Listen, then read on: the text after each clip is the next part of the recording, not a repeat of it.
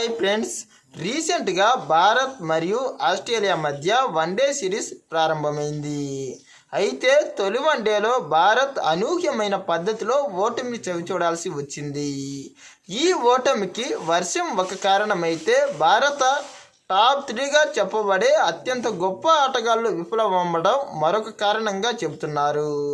అంతేకాకుండా భారత్కు ఎప్పటి నుండో మూల స్తంభాలుగా నిలుస్తున్నటువంటి రోహిత్ శర్మ, విరాట్ కోహ్లీ, శుభ్మన్ గిల్ ఒకేసారి విఫలమవ్వడం కూడా ఈ ఓటమికి కారణమని కొందరు విశ్లేషకులకు వాదిస్తున్నారు. అయితే మొదటి వన్డేలో జరిగినటువంటి ఈ తప్పులను ఈ రెండో వన్డేలో నమోదు కాకుండా చేసుకొని ఈ వన్డేలోనైనా భారత్ యొక్క ఆశలు నిలబెడతారని ఎంతవరకు భావించాలి? మన భారత్ గెలవాలంటే ఏం చేయాలి? ఇలాంటి అంశాలన్నింటినీ ఈ వీడియోలో తెలుసుకుందాం. Let's begin our video.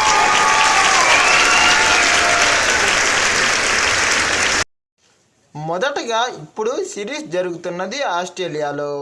అక్కడి గ్రౌండ్స్లో కాబట్టి వారి గెలుపును ప్రభావితం చేసేందుకు అక్కడి సిబ్బంది స్టేడియంలో పిచ్లను మార్చి వేయవచ్చు.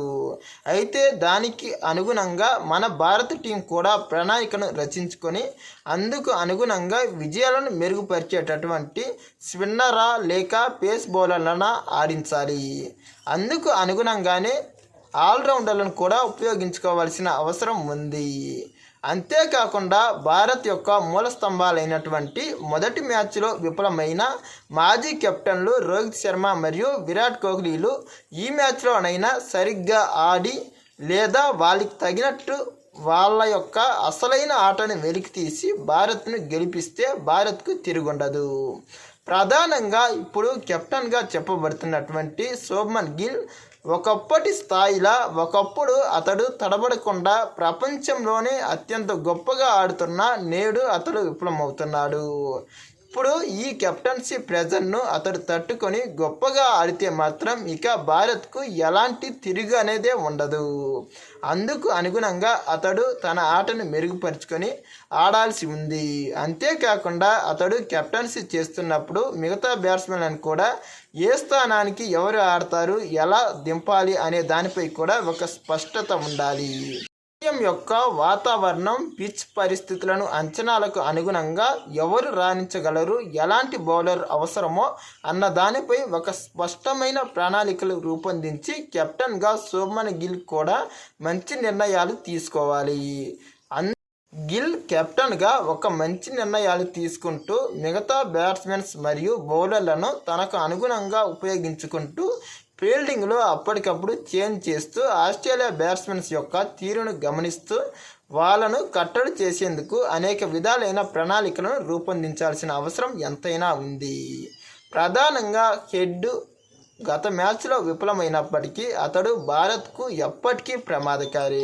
గత మ్యాచ్లో మెరిసినటువంటి ఆస్ట్రేలియా కెప్టెన్ మిచెల్ మార్ష్పై కూడా ఒక కన్ను వేయాలి.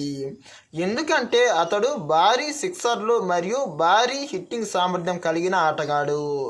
అతడితో కూడా చాలా జాగ్రత్తగా వ్యవహరిస్తూ అతన్ని కట్టడి చేసే బౌలర్ను ప్రయోగించాలి. ఇంకా మిగతా బ్యాట్స్మెన్స్ కూడా అంత ఆశామాషిగా ఏం తక్కువ అంచనా వేయలేము. అంతేకాకుండా భారత బ్యాట్స్మెన్స్ కూడా మిచెల్ స్టార్క్, హేజిల్వుడ్, జంపాతో చాలా జాగ్రత్తగా ఆచితూచి వ్యవహరిస్తూ ఆడాల్సి ఉంది. ఏది ఏమైనా ముందుగా భారత క్రికెటర్ల యొక్క అంతిమ లక్ష్యం భారత్ను విజేతగా నిలపడం అనేది వాళ్ళ అంతిమ లక్ష్యం కావాలి. ఇలా అయితేనే మనవారు గెలవగలరు. ప్రతి ఒక్కరూ సమిష్టిగా రాణిస్తే విజయం అనేది ఖచ్చితంగా మనకే చేకూరుతుంది. అందులో ఎలాంటి డౌటే లేదు.